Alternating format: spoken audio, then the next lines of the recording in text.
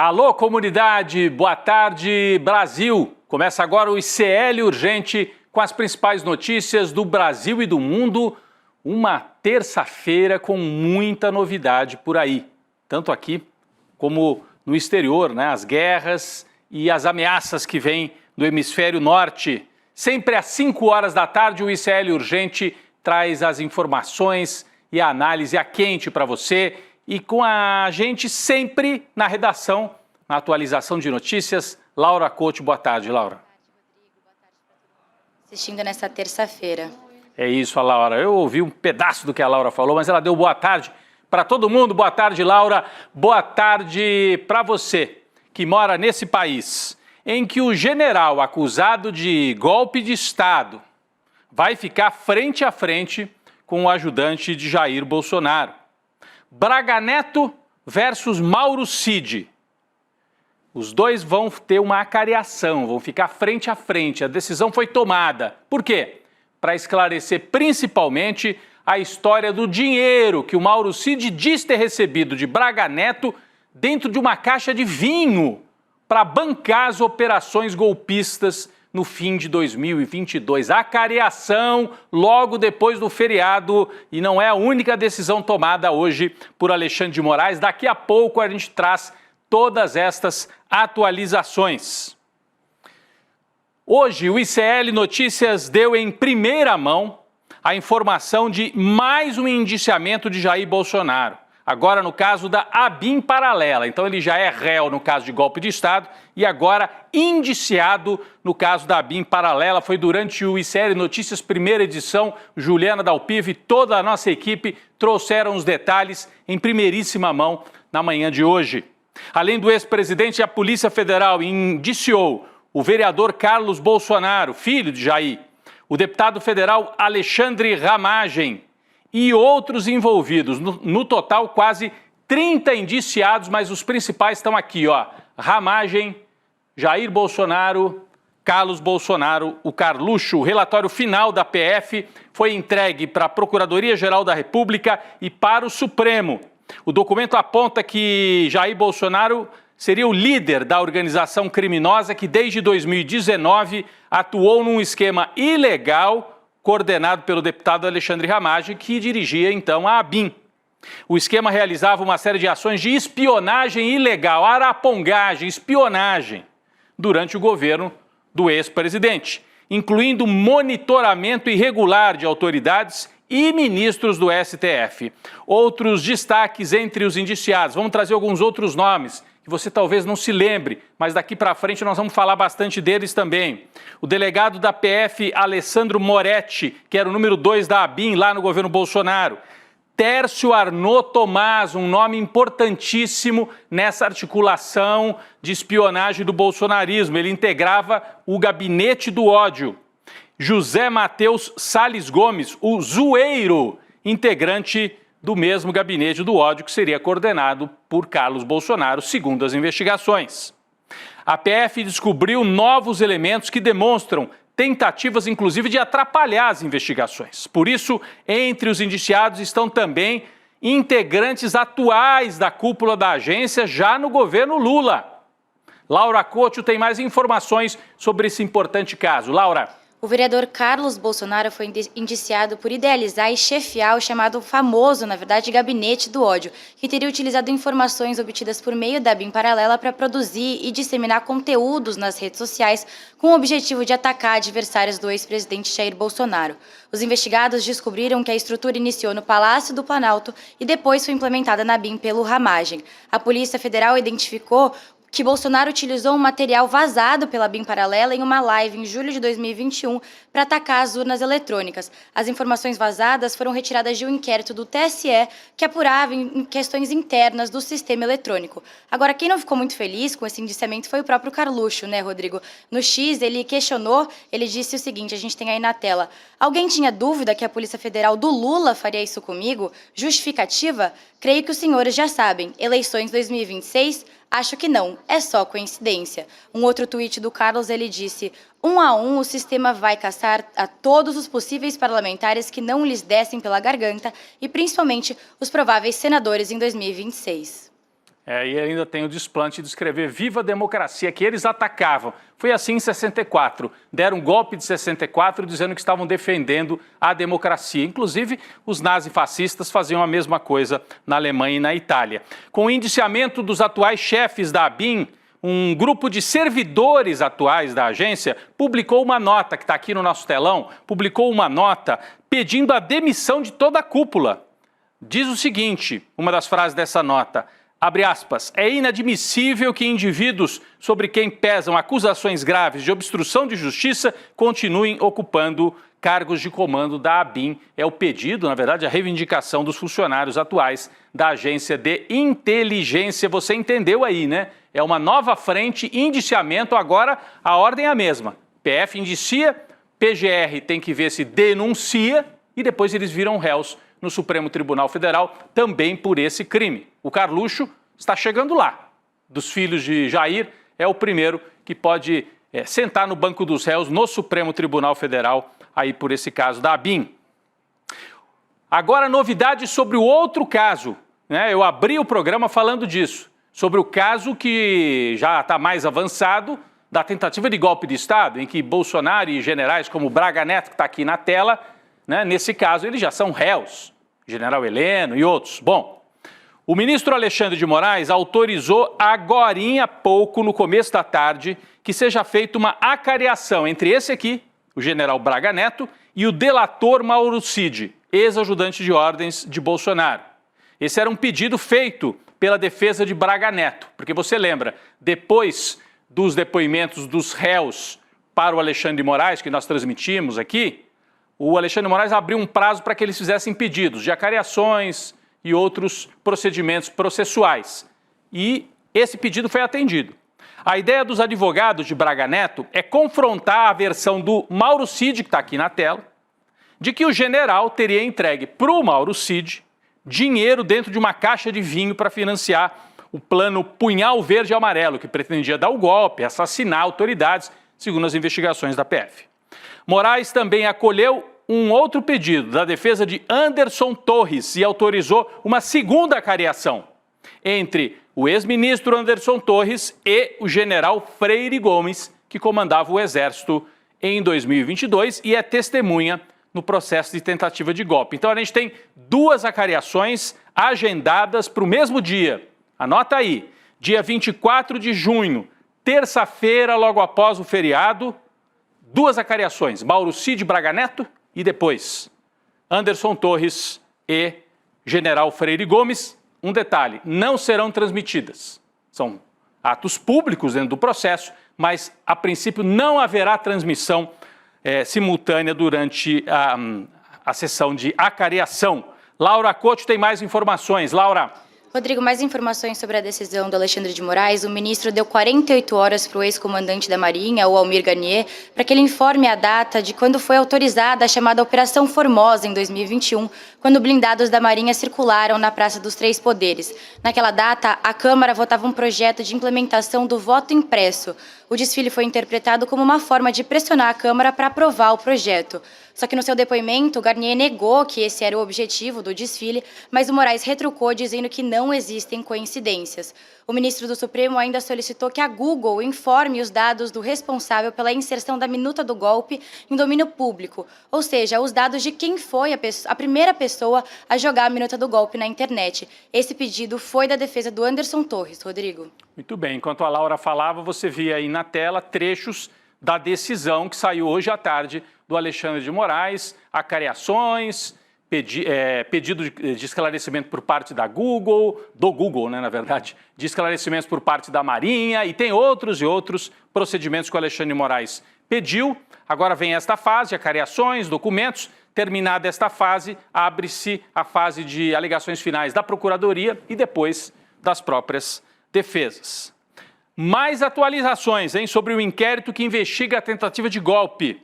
O advogado Eduardo Kuntz, que integra a defesa do coronel Marcelo Câmara. Atenção, Marcelo Câmara é um daqueles que está nos outros núcleos, não está no núcleo principal, mas ele é réu também. O advogado Eduardo Kuntz, que integra a defesa do coronel Marcelo Câmara, apresentou ao STF um documento com todas as mensagens trocadas por ele, Kuntz, com o Mauro Cid usando o perfil @GabrielaR702 no Instagram. Perfil que foi citado por um dos advogados durante os depoimentos dos réus. Esse aqui é o advogado. Esse documento, essa troca de mensagens, supostamente comprova que Mauro Cid compartilhou informações do seu acordo de delação com outro réu, já que o Kuntz representa um outro réu. Com base nisso, o advogado pede que Moraes anule o acordo do tenente-coronel e retire do processo as provas obtidas a partir deste acordo de delação premiada. A Juliana Dalpiva entrevistou o advogado Eduardo Kuntz e nós vamos passar trechos dessa entrevista, você está vendo aqui uma parte, durante o N2, o CL Notícias, segunda edição, a entrevista da Juliana Dalpiva com esse advogado Marapuca, né? Parece que montaram um Marapuca para o Mauro Cid, mas ele que é delator, que se explique por que andava por aí, se é que andava mesmo, falando sobre a sua delação. Daqui a pouquinho, no N2, os trechos desta entrevista. Nós vamos agora para o noticiário internacional. Notícia importante sobre a guerra Israel-Irã. Os Estados Unidos avaliam entrar no conflito diretamente para defender os israelenses.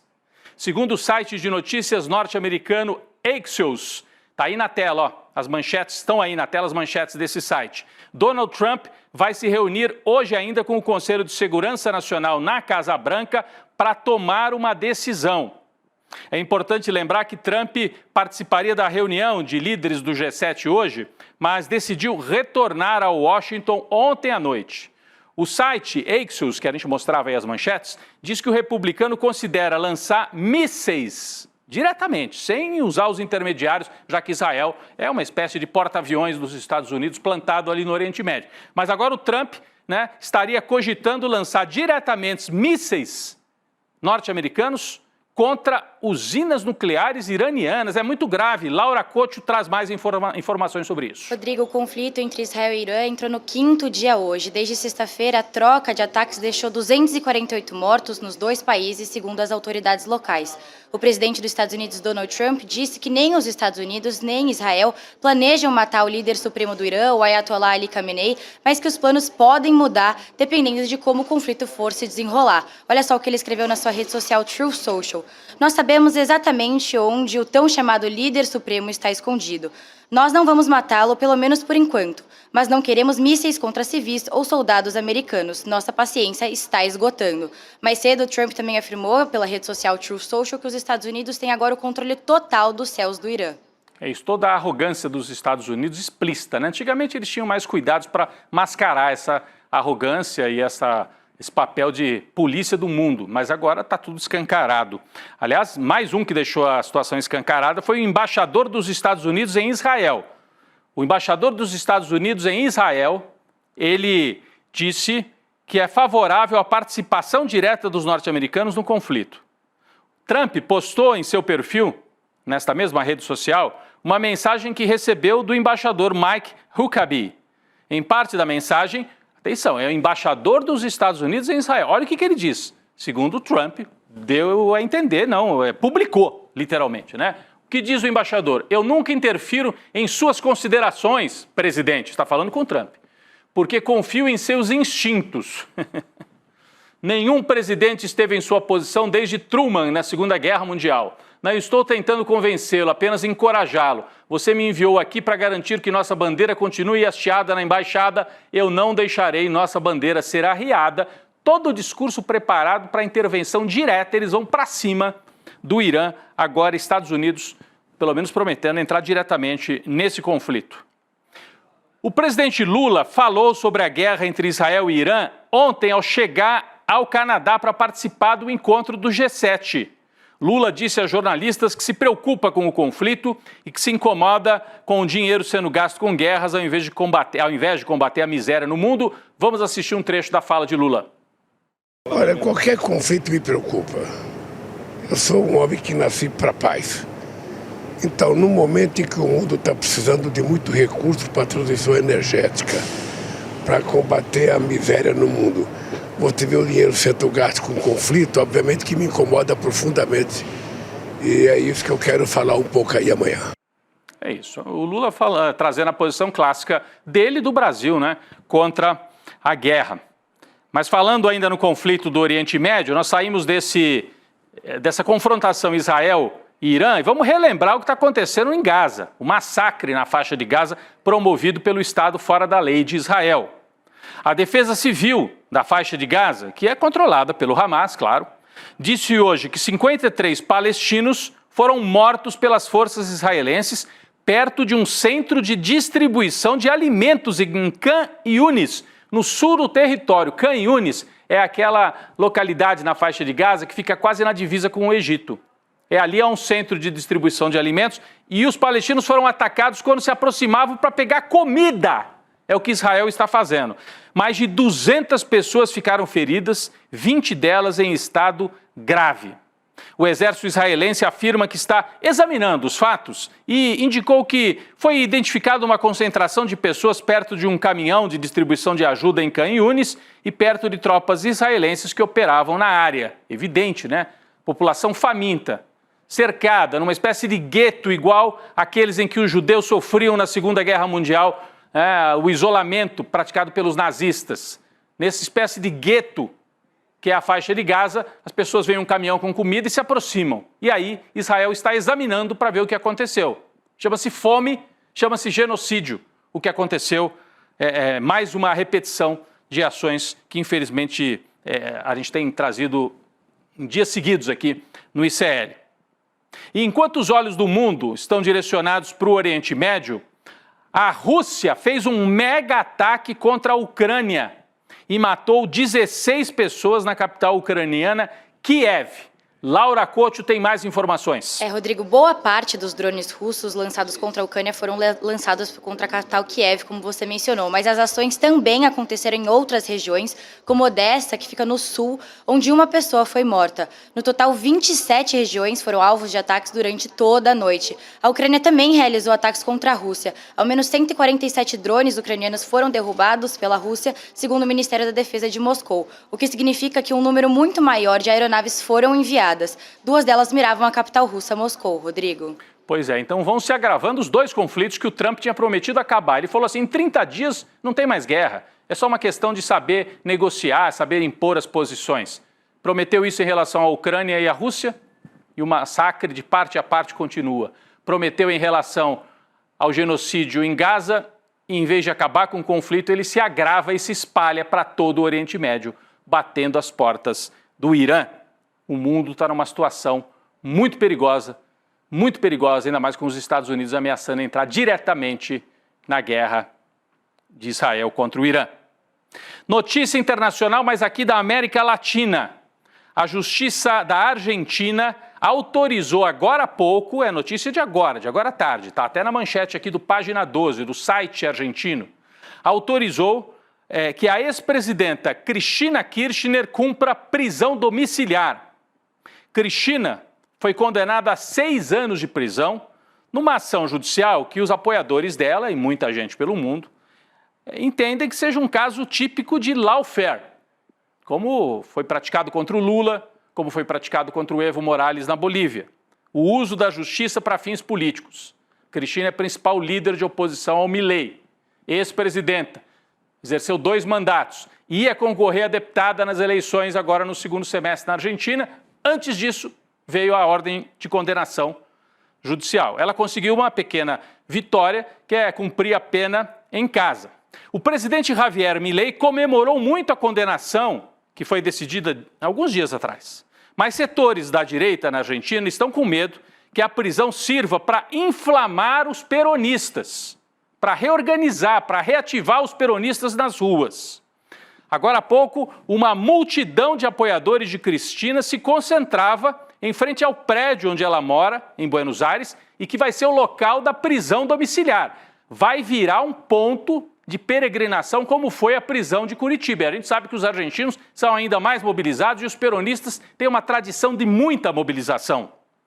Amanhã, quarta-feira, é o dia oficial das mobilizações em Buenos Aires e está prevista uma marcha juntando muita gente, claro, liderada pelos peronistas, pela turma da Cristina, em direção ao prédio principal da Justiça Federal para protestar contra a perseguição judicial. Cristina cumpre a prisão em casa e a mobilização dos peronistas eu acho que vai se aprofundar ao longo das próximas semanas. Falando na extrema-direita do Milei, a gente tem a extrema-direita brasileira. Agora vamos voltar aqui para o Brasil. Hoje, o ex-presidente Jair Bolsonaro esteve ao lado do governador de São Paulo, Tarcísio de Freitas, para uma agenda em Presidente Prudente no interior paulista. O encontro dos dois ocorre em meio a especulações de que Tarcísio possa ser o candidato bolsonarista à presidência, tendo Michele Bolsonaro como vice. Isso cresceu ao longo dos últimos dias, especialmente das últimas horas. Laura Couto tem mais informações sobre os bastidores na articulação desta chapa Tarcísio-Michele. Laura. Rodrigo, segundo aliados, a eventual chapa Tarcísio-Michele para a presidência de 2026, com a ex-primeira-dama como vice do Tarcísio, é principalmente uma forma para garantir que o governador de São Paulo vai pautar o indulto de Jair Bolsonaro. Na visão de um interlocutor do Palácio dos Bandeirantes, a Michele, como vice, aumentaria a pressão sobre o Tarcísio para perdoar os crimes pelos quais o Bolsonaro possa ser condenado no julgamento em curso no Supremo da tentativa de golpe de Estado. Os aliados também avaliam que a Michele, como vice, é uma candidata com apelo do público bolsonarista e que tem capacidade de mover multidões pelo país. Rodrigo. É isso. Resta saber se o Tarcísio vai aceitar, porque uma chapa Tarcísio-Michele, Laura, significa o Tarcísio com uma espada sobre a cabeça. Se ele pisar para fora das decisões da família Bolsonaro, vão para cima do Tarcísio também, não tem a menor dúvida. Na hipótese, que eu acho um pouco remota, dessa chapa se formar e dele se eleger, imagina, ele está lá governando e resolve ser mais moderado em relação a alguns temas. Os bolsonaristas vão ameaçá-lo de impeachment e falar, se você não fizer o que a gente quer, a Michele assume. Então seria uma chapa que é uma arma apontada contra a cabeça de Tarcísio. Vamos ver se ele topa. Tarcísio tem repetido que vai disputar a reeleição ao governo de São Paulo e que o candidato dele ao Planalto é o Bolsonaro, que está inelegível. Então é tudo jogo de cena. Vamos aguardar os próximos movimentos. Hoje está acontecendo esse movimento, que é um movimento importante, os dois juntos, no interior paulista. Outro movimento sem tanta importância, mas tem assim um fundo quase histórico, né, assim, para a gente observar a história política do Brasil recente.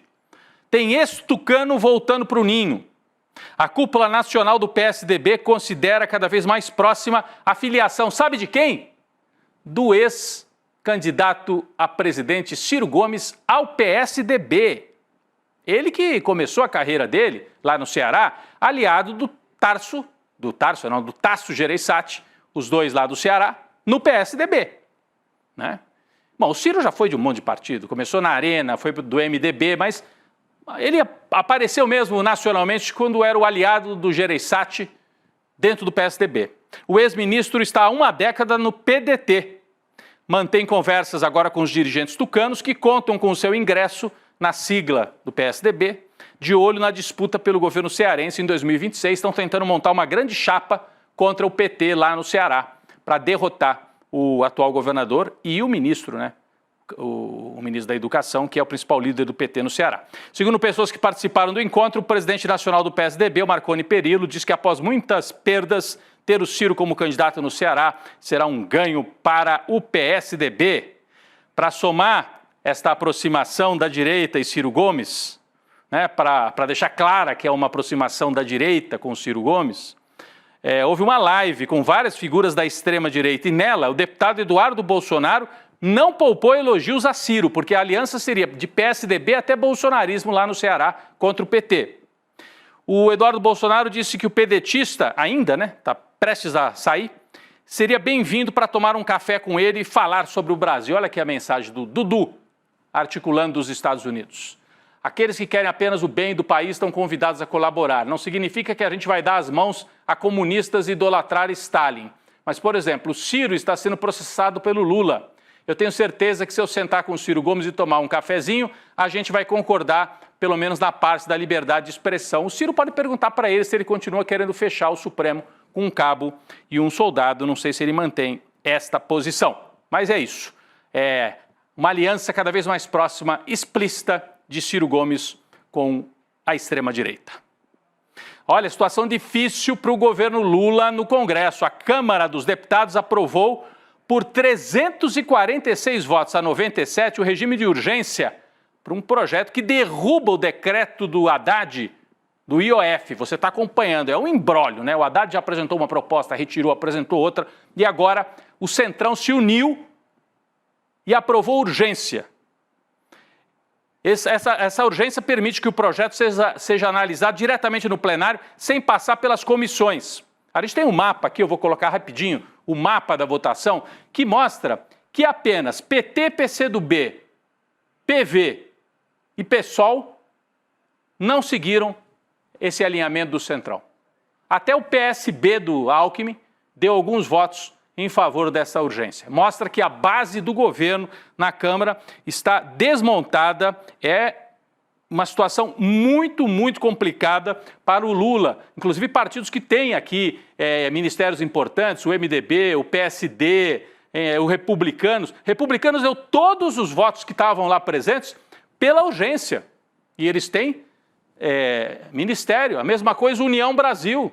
Então, é o Centrão mandando um recado.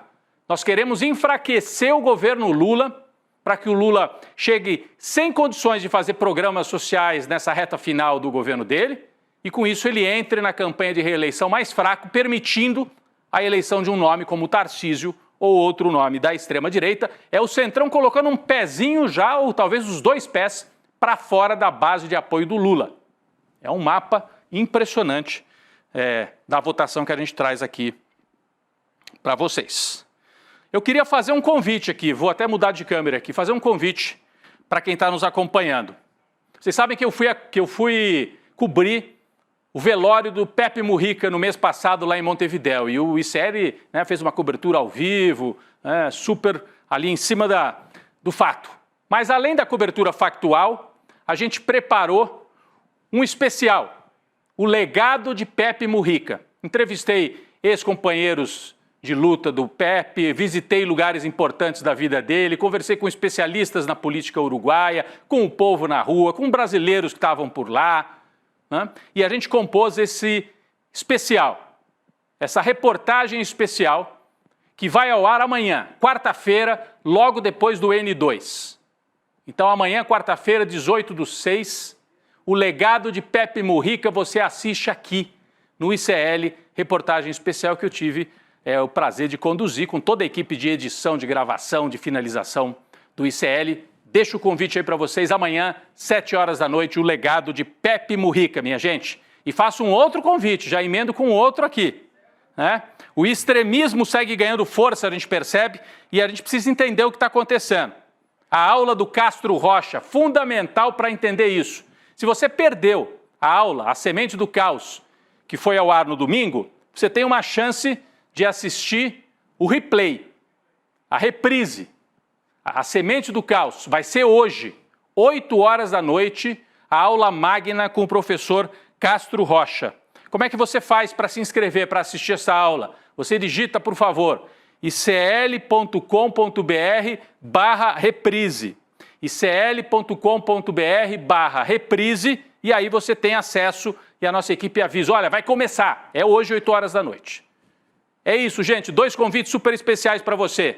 Hoje, 8 da noite, a reprise com o Castro Rocha, e amanhã, às 7 horas, Pepe Mujica, um especial preparado pelo ICL para você conhecer, saber qual foi o legado deixado por esse grande líder da esquerda latino-americana. Laura Couto, obrigado mais uma vez pela participação, pela atualização de notícias, e a gente se vê amanhã aqui no ICL Urgente. Laura. Obrigada, Rodrigo. Até amanhã. Tchau, tchau. Até amanhã. Eu já estou vendo o Chico Sá ali de pé se preparando, para vir para o N2. Hoje, Roberta Garcia, Chico Sá. Daqui a pouco eu estarei lá também no N2. Agradeço a você. O ICL Urgente volta amanhã, quarta-feira. Valeu, gente. Fala, turma. A gente teve no domingo uma das aulas mais importantes da história do ICL e também uma das que teve o maior público até hoje. Uma aula onde o professor João César Castro Rocha revelou em detalhes o plano em curso da extrema-direita no Brasil. E é um plano para semear o caos e colher o poder total. Se você não assistiu essa aula, você tem a obrigação de fazê-lo. Isso porque se todos não souberem do que está acontecendo e se a gente não se juntar para enfrentar, a gente corre o maior perigo que já correu até hoje. A gente liberou o replay dessa aula para que você possa assistir. Você pode ir para qualquer país e fazer qualquer tipo de documentário. Eu não hago apologia da pobreza, hago apologia da sobriedade. Agora, eu disse, vem, eu desafiei, vem aqui, para ver se eu tenho renda ou não. Para quem ainda não entendeu, isto é uma guerra de narrativas. E nos campos de batalha, as máquinas de moer reputações estão sempre à espreita. Pouco interessa os meios, interessam apenas os fins. E os fins são muito lucrativos nesta indústria. Veja a importância da resiliência dos colegas que nunca abandonaram esse caso. Então não adianta vocês fazerem campanha contra mim, porque eu vou continuar fazendo meu trabalho como jornalista como eu sempre fiz. E a relação fraterna com as pessoas não entra no PIB. Você tem as condições que você precisa para viver numa comunidade onde um não depende de explorar o outro. Eu sei que eu não vou ver a colheita, mas faço questão de morrer semente. Eu disse uma coisa que eu repito: a morte vai me encontrar lutando. Acho que a gente escolheu bem as pessoas que trabalham com a gente.